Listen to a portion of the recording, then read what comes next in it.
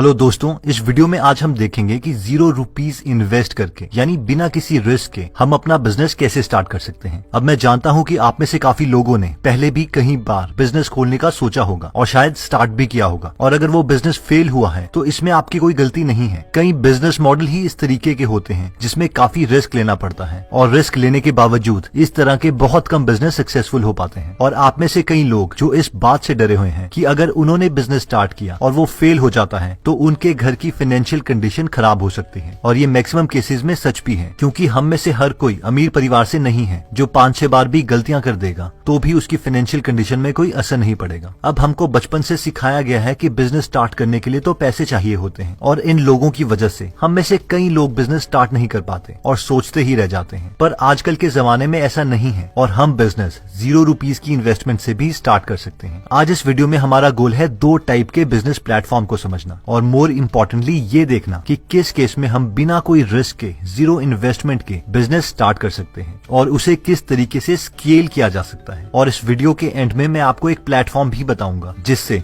आप कल से ही पैसे कमाना स्टार्ट कर सकते हैं। तो चलिए स्टार्ट करते हैं। अगर हमें कम पैसों में बिजनेस स्टार्ट करना है तो हमारे पास 2 टाइप के बिजनेस प्लेटफॉर्म हैं। सबसे पहला बिजनेस प्लेटफॉर्म आता है प्रोडक्ट फोकस। ये बिजनेस प्लेटफॉर्म कहता है कि हम कस्टमर देंगे, आप प्रोडक्ट लाओ और उसे सस्ते में बेचो। फॉर एग्जाम्पल Amazon, यानी हम अपना प्रोडक्ट Amazon पर लेके आएंगे और फिर हम उसे Amazon पे बेच सकते हैं। अब इस बिजनेस प्लेटफॉर्म का सिर्फ एक ही फायदा है कि आपका प्रोडक्ट देखने के लिए काफी कस्टमर अवेलेबल होंगे, और अगर उन्हें ये प्रोडक्ट पसंद आता है तो वो उसे खरीद भी सकते हैं। लेकिन इन प्लेटफॉर्म्स के काफी ड्रॉबैक्स भी हैं। पहला ड्रॉबैक ये है कि ये जीरो इन्वेस्टमेंट प्लेटफॉर्म नहीं है, यानी आपको इन्वेस्टमेंट करनी पड़ेगी और वो भी अपने ही रिस्क पर। और अगर आप प्रोडक्ट को नहीं बेच पाए तो वो सारा लॉस आपका ही होगा। हाँ, अगर हमारी खुद की शॉप है तो हमारा रिस्क बहुत कम हो जाता है, क्योंकि अगर इस प्लेटफॉर्म में हमारा सामान नहीं बिक पाता तो भी हम अपनी शॉप में उस प्रोडक्ट को बेच सकते हैं। सेकंड ड्रॉबैक ये है कि आपका कस्टमर के साथ कोई रिलेशनशिप नहीं बन पाता। सब प्रोडक्ट ये सोच के खरीदते हैं कि वो Amazon से खरीद रहे हैं, ना कि आपसे। इसीलिए Amazon और उनके कस्टमर्स का रिलेशनशिप इंप्रूव होता रहता है, और हम इस बहुत बड़ी मशीन का एक छोटा सा टुकड़ा है जिसे कभी भी आसानी से रिप्लेस किया जा सकता है। थर्ड ड्रॉबैक है कि हम इसमें प्राइस गेम खेलते हैं, क्योंकि एक ही चीज 10 लोग बेच रहे हैं तो जो सबसे सस्ता प्रोडक्ट बेचेगा उसी के ज्यादा प्रोडक्ट्स बिकेंगे। इसलिए हम प्राइस कम करते रहते हैं और हमारा प्रोडक्ट मार्जिन भी कम होता रहता है। फोर्थ और सबसे बड़ा ड्रॉबैक ये है कि अगर Amazon के रूल्स चेंज होते हैं, यानी उनका एल्गोरिदम चेंज होता है, तो Amazon हमारा प्रोडक्ट सर्चेज में नीचे लेके जा सकता है। इसका मतलब ये है कि हमारा ये बिजनेस ऑलमोस्ट खत्म हो जाएगा, और इसका रीजन यही है कि सारे कस्टमर्स Amazon के हैं, ना कि हमारे। इतना ही नहीं, इसके अलावा हमें प्रोडक्ट की पैकिंग और उस प्रोडक्ट को कस्टमर तक पहुंचाना, इन सब की भी परवाह करनी पड़ती है। तो अब सवाल आता है कि दूसरा ऑप्शन क्या है। तो दूसरा बिजनेस प्लेटफॉर्म है कस्टमर फोकस। इस टाइप के बिजनेस प्लेटफॉर्म हमें बोलते हैं कि कस्टमर आप ढूंढो, प्रोडक्ट हम देंगे। इन प्लेटफॉर्म्स के कई फायदे हैं। पहला फायदा है कि हमें इस केस में कोई इन्वेस्टमेंट नहीं करनी पड़ती, यानी हमें प्रोडक्ट्स खरीद के अपने पास नहीं रखने पड़ेंगे और सारा रिस्क इस प्लेटफॉर्म का होगा। इस प्लेटफॉर्म का दूसरा फायदा ये है कि हम मार्केट की डिमांड को समझ सकते हैं बिना अपने पैसे इन्वेस्ट किए। मेरे पास ऐसे बहुत से रियल लाइफ एग्जांपल्स हैं जिन लोगों ने बिना मार्केट की डिमांड को समझे हुए सिर्फ अपनी पसंद के मुताबिक, अपने इमोशंस के अकॉर्डिंग प्रोडक्ट्स खरीद लिए हैं और लाखों रुपए इन्वेस्ट कर दिए हैं, और बाद में उन्हें पता चलता है कि वो प्रोडक्ट किसी को चाहिए ही नहीं। इस एग्जाम्पल को how to make friends and influence people book में काफी अच्छे तरीके से समझाया है। एक बार एक आदमी काफी देर तक कांटा लगाकर मछली को पकड़ने के लिए एक लेक के किनारे बैठा रहता है, लेकिन वो एक भी मछली नहीं पकड़ पाता। काफी देर के बाद उसका दोस्त आता है और उसे पूछता है, तूने मछली को पकड़ने के लिए क्या बेट डाली, यानी क्या चारा डाला। इस पर वो आदमी कहता है कि मैंने इसमें टेस्टी स्ट्रॉबेरीज रखी हैं। ये सुनकर उसका दोस्त हंसने लगता है और कहता है कि मछलियों को स्ट्रॉबेरीज पसंद नहीं है, इनको पकड़ने के लिए तो तुझे कीड़े रखने चाहिए थे। ये सुनकर उसका दोस्त बोलता है, मगर स्ट्रॉबेरीज तो ज्यादा टेस्टी होती है ना।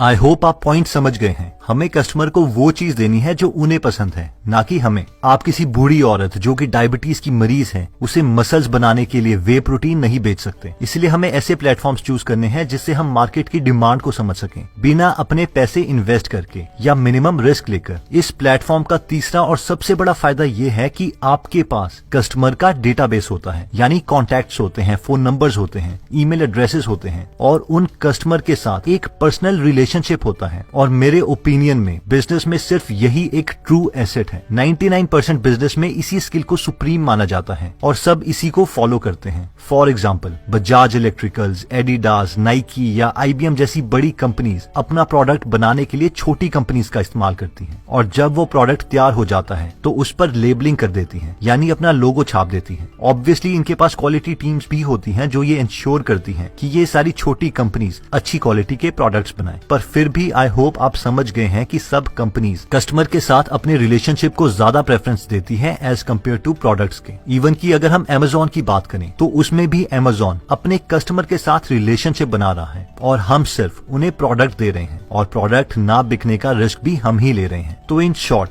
हमें ऐसे प्लेटफॉर्म चाहिए जो खुद अपने को फेमस ना करें, बल्कि हमें कस्टमर के साथ रिलेशनशिप बिल्ड करने दें। तो अब सवाल ये आता है कि कस्टमर फोकस टाइप के बिजनेस कौन कौन से हैं? कस्टमर फोकस बिजनेस प्लेटफॉर्म में सबसे बड़ा प्लेटफॉर्म है मीशो ऐप का। आप में से जो लोग नहीं जानते तो ये एक रीसेलिंग ऐप है जिसके फाउंडर IIT दिल्ली से हैं। बेसिकली इस ऐप में मीशो आपको प्रोडक्ट अवेलेबल करवाता है, जैसे कि शूज, टी-शर्ट्स, साड़ी, ब्लैंकेट्स और बहुत सारे प्रोडक्ट्स। अब आप ये प्रोडक्ट्स की फोटोग्राफ्स अपने किसी व्हाट्सएप, इंस्टाग्राम या फेसबुक ग्रुप में डाल सकते हैं। इवन की पर्सनली भी आप ये फोटोग्राफ्स किसी को दिखा सकते हैं बिना मीशो ऐप के बारे में किसी को बताए हुए। ये सिंपल फोटोग्राफ्स हैं और ऐसा लगता है कि ये आपने घर में ही ली हो। उसके बाद अगर किसी को कोई प्रोडक्ट पसंद आता है तो वो हम उसे मीशो ऐप में ऑर्डर कर सकते हैं, जिस पर हमें कमीशन मिलेगी। इसको समझने के लिए एक एग्जांपल ले लेते हैं। फॉर एग्जांपल, आपके घर में कोई बर्थडे पार्टी है या फ्रेंड्स आए हुए हैं और वहाँ पर ट्रेंडी शूज या चप्पल की बात हो रही है, और आप अपने मोबाइल में ट्रेंडी शूज का कैटलॉग मीशो ऐप से डाउनलोड कर लेते हैं। तो आप अपने फ्रेंड्स को बोल सकते हैं कि आपका कोई जानने वाला है और वो डिस्काउंटेड प्राइस में आपको प्रोडक्ट्स अवेलेबल करवा सकता है, और फिर आप उन्हें नॉर्मल फोटोज की तरह उस प्रोडक्ट की फोटोज को अपने मोबाइल में दिखा सकते हैं या फिर अपने फ्रेंड्स को वो फोटोज व्हाट्सएप ग्रुप में सेंड कर सकते हैं।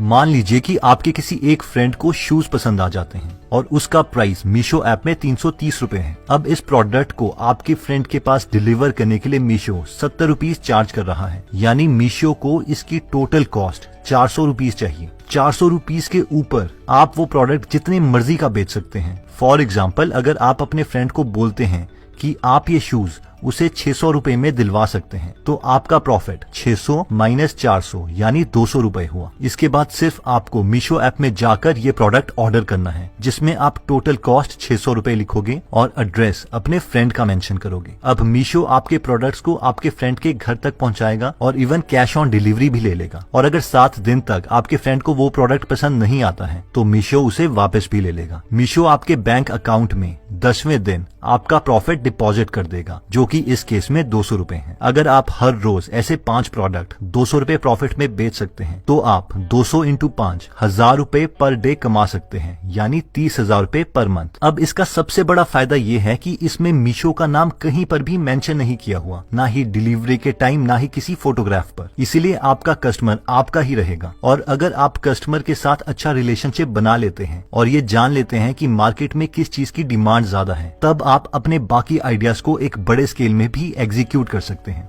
अब कई लोग बोल सकते हैं कि सर हम प्रोडक्ट नहीं बेच सकते। एग्जैक्टली। अब इमेजिन कीजिए कि अगर आप लाखों रुपए किसी दुकान में इन्वेस्ट कर देते तब क्या होता, या फिर आप Amazon के लिए प्रोडक्ट खरीद लेते और उसे बेच ना पाते तब क्या होता। इस केस में सारा रिस्क आपका ही होता। बिजनेस का सबसे बड़ा रूल यही है कि test your market demand before you invest, यानी मार्केट की डिमांड को पहले समझो और उसके बाद इन्वेस्ट करो। और मार्केट की डिमांड का पता करने के लिए हमें इन्वेस्टमेंट करनी पड़ सकती है, लेकिन ये इन्वेस्टमेंट हम औरों के रिस्क पर भी कर सकते हैं, जैसे कि मीशो।